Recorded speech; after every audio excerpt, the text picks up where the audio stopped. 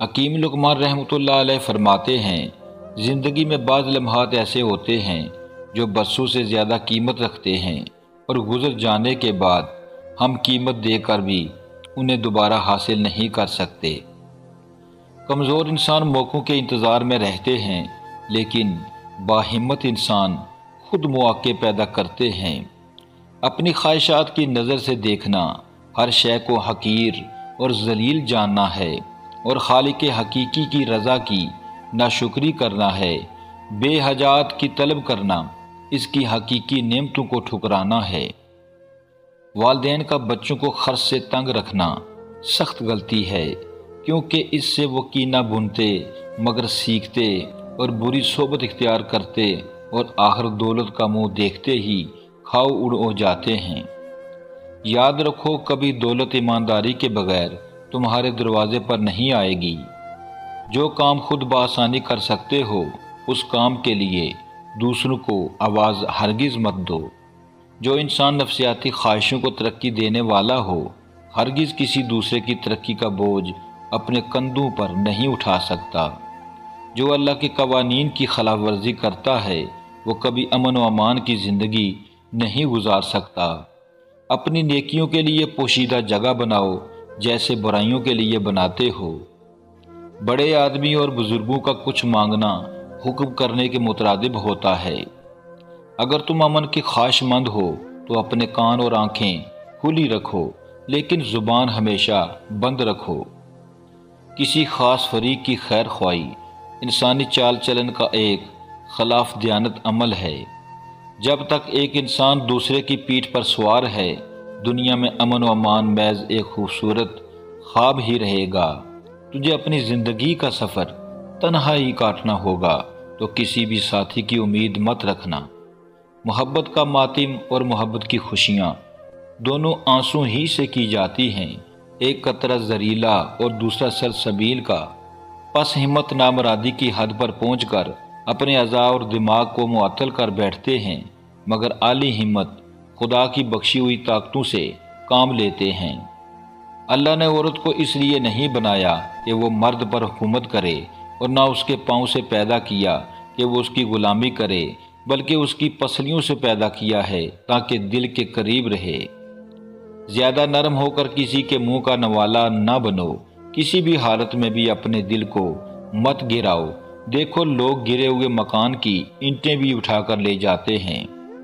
زیادہ بلندی پر جانا چاہو تو پہلے بنیاد مضبوط کر لو۔ تقدیر کے محل کا مہمار خود بشیر ہے۔ کامیابی کا زینہ ناکامیوں کے ڈنڈوں سے تیار ہوتا ہے۔ جس کام پر ہاتھ ڈالو، مضبوط اور مردانہ وار ڈالو۔ دریا کی پیروی کرو، سمندر میں چلے جاؤ گے۔ جب ابتدا اور انتہا کا مالک اللہ تعالیٰ ہی ہے، تو پھر اس سے بھاگنے سے کیا حاصل؟ کیوں نہ رضا الہی کے سمندر میں غوطہ زن ہو کر اس کی رضا حاصل کی جائے۔ چشم خلائق میں موجود ہونے کے خواہاں ہو تو لوگوں کی جی بھر کے خدمت کرو۔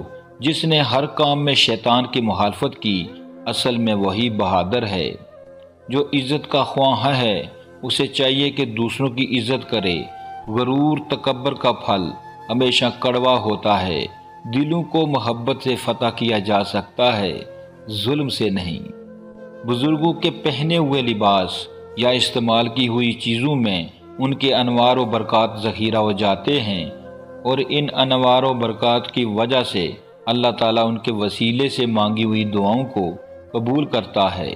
جس نے موت کے فرشتے کو دیکھ کر اپنی نماز ترک کی، گویا اس نے اللہ کی نافرمانی کی۔ جو بے شرم و بے حیا ہے، اس میں ایمان ذرا بھی نہیں ہے۔ بے حسی مردہ دلی کا نام ہے۔ احساس کا جذبہ احساس و قربانی کو پروان چڑھاتا ہے۔ جس نے اپنی خواہشات کو قابو نہ کیا، وہ مکمل انسان نہیں ہے۔ اللہ تعالیٰ ہر جگہ حاضر و ناظر ہے۔ تعصب اور تنگ نظر چھوڑ، اگر تم میں عقل ہے تو اس کا جلوہ ہر جگہ بآسانی دیکھ سکتے ہو، لیکن اللہ کی پہچان تبھی ممکن ہوگی جب اپنے آپ کو جان لو گے۔ مورتی بھی پتھر ہے اور مندر بھی پتھر ہے، دونوں اوپر سے نیچے تک ایک ہی ہیں۔ پس اے نادان پنڈت، پھر تو کس کی پوجا کرتا ہے؟ انکساری کا سہارا لے کر چلو ورنہ ٹھوکر کھاؤ گے۔ انسان کے لیے اتنا ہی جاننا بس ہے کہ اس دنیا میں صرف دوسروں کی مدد اور نیکی کرنے سے راحت ملتی ہے۔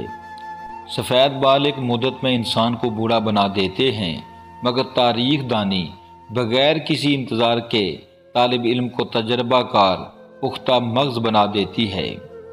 اگر دولت مند ہونا چاہتے ہو تو پھٹکڑی کا ایک ٹکڑا لیں، اس پر 41 بار لا حول ولا قوت الا باللہ، 41 بار یا قابضو اور 41 بار یا باسطو اول و آخر درود شریف پڑھ کر پھونک ماریں اور ٹکڑے کو گھر کے روشن دان میں رکھ دیں۔ جلد دولت مند ہو جاؤ گے انشاءاللہ۔ جس جگہ ایمان ہے وہاں یقین بھی ہے، اور جس جگہ یقین ہوتا ہے وہاں تقویٰ بھی ہوتا ہے، کیونکہ دونوں ایک دوسرے کے بغیر ادھورے ہیں۔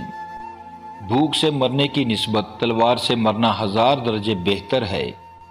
عورت کی تخلیق کا مقصد اللہ تعالیٰ کے عطیہ تخلیق کو پروان چڑھانا ہے۔ جس نے اس فریضے میں کوتاہی کی گویا اس نے خالق کی نافرمانی کی۔